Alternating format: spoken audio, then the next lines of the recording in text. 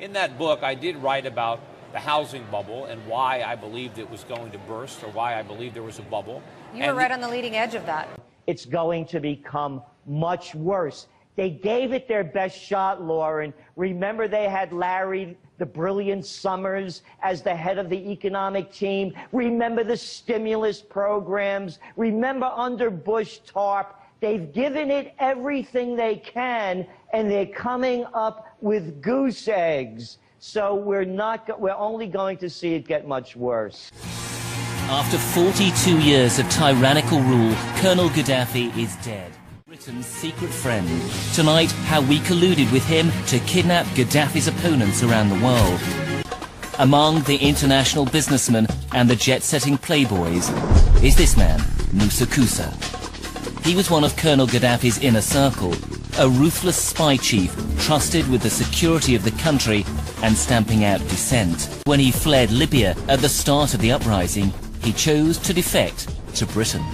Moussa Koussa is responsible for the death of 270 innocent civilians, as well as thousands of his own people as part of the Gaddafi regime. Moussa Koussa is the guardian of many of Libya's secrets. So why, with little explanation, did Britain let him go?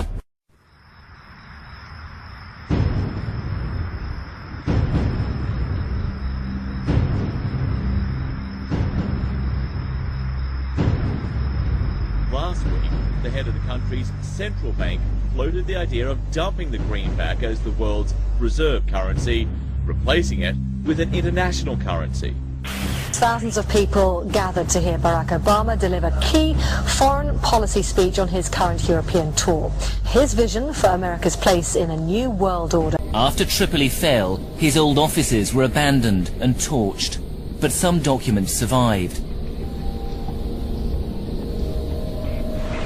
They exposed Libya's secret relationship with the UK in a series of letters between Moussa Koussa and MI6.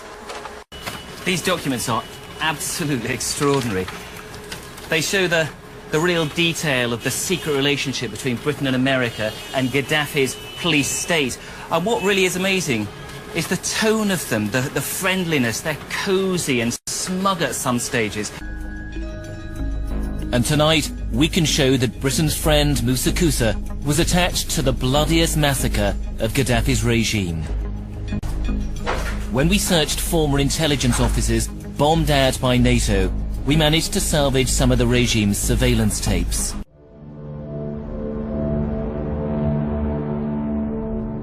We heard screams and beatings, and from 11 to 1:30 we heard continuous shooting. We didn't know what happened exactly and how many were killed. We didn't guess that they killed just about everyone. More than 1,200 inmates were slaughtered that day. It took nearly 3 hours. Abdulati only survived because he was hidden by a sympathetic guard. Now Panorama can reveal that one of the regime's inner circle, present as the massacre unfolded, was Moussa Koussa, at the time chief of spies. The man the UK made deals with over rendition, and who gave assurances there'd be no torture, had actually tortured people himself. He crossed the border into Tunisia, and then on to a country he trusted, with whom he'd done grubby business before, the UK. He arrived by private jet at Farnborough Air Base and was then whisked off to a safe house. He was protected by special branch officers and agreed to be interviewed briefly by Lockerbie investigators. His assets in the West were unfrozen. Now he could tap into his significant wealth. According to some, it's about protecting civilians. We must not tolerate this regime using military force against its own people. But some are convinced intervention in Libya is all about currency, specifically Gaddafi's plan to introduce the gold dinar, a single African currency made from gold, a true sharing of the wealth. It's one of these things that you have to plan almost in secret, because as soon as you say you're going to change over from the dollar to something else, you're going to be targeted. There were two conferences on this. one in 96 and another one in the year 2000, called the World Mataba Conference, organized by Gaddafi. And everybody was interested.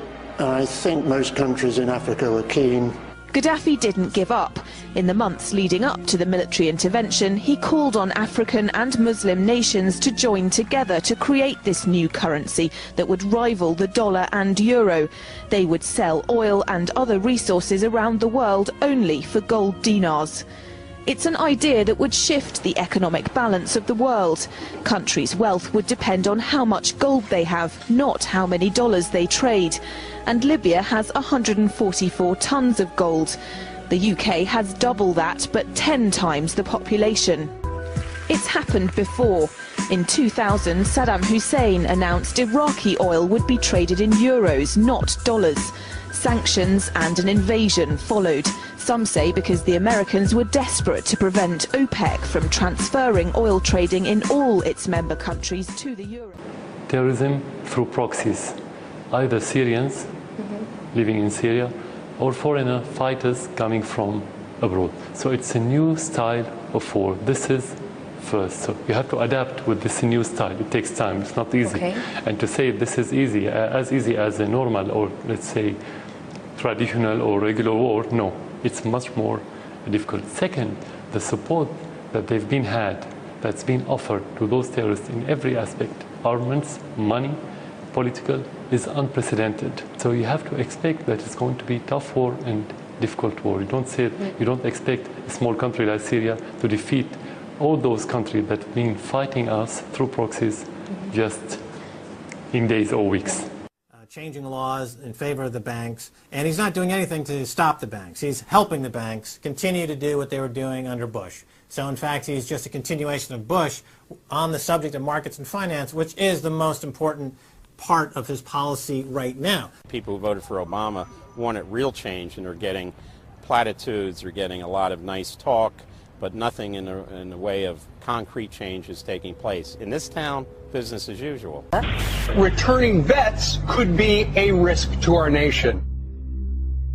We've got to give them a stake in creating the kind of world order that I think all of us would like to see.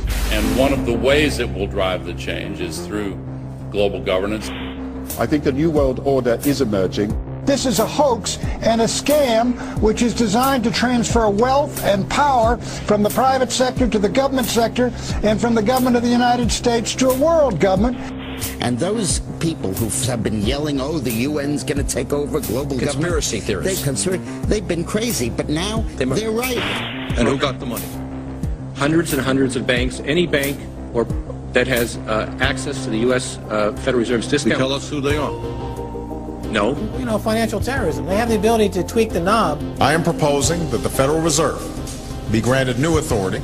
The ultimate goal of the carbon tax and the cap and trade is to destroy production. This energy tax is the largest tax increase in American history. We're actually creating a global warming police. So number one, they can come in, the federal government can come in and inspect your house and send you the bill. We're setting up a global warming Gestapo.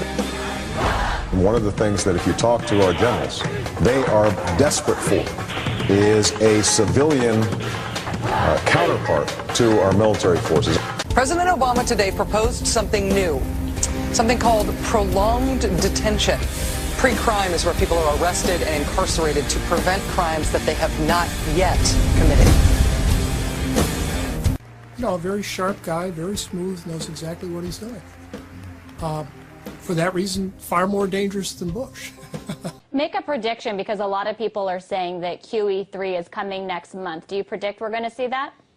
You know, I don't know if they're going to call it QE3 or some other kind of scheme, but they have to do something to keep pumping money into the system. Look, Lauren, we found out because of the reporting that went on, we just found out 2 years ago that the Federal Reserve was pumping, what, $1.2 trillion into the banks around the world that we didn't know about. They're going to do something, and that's why gold prices are going up. Well, look, we know that that Washington is talking about more austerity measures, the same kind of austerity measures that are racking through Europe as well. What does that mean?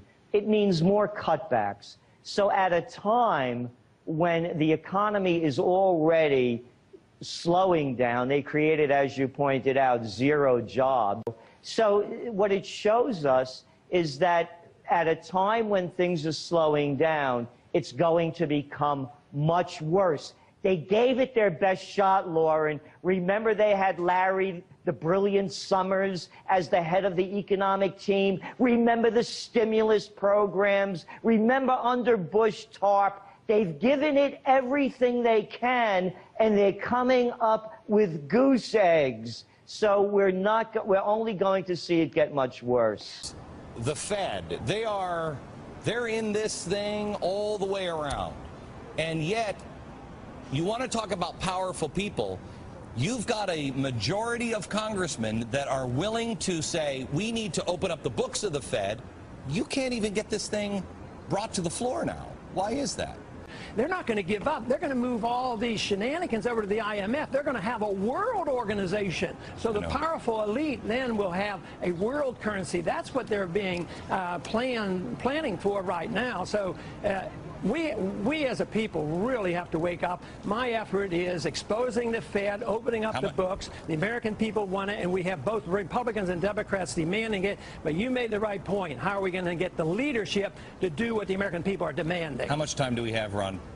Which means the next shoe is the crisis in the dollar, the value of the dollar, not just the financial system. Okay. We will see high inflation rates soon. Okay. Congressman Ron Paul, thank you very much, sir.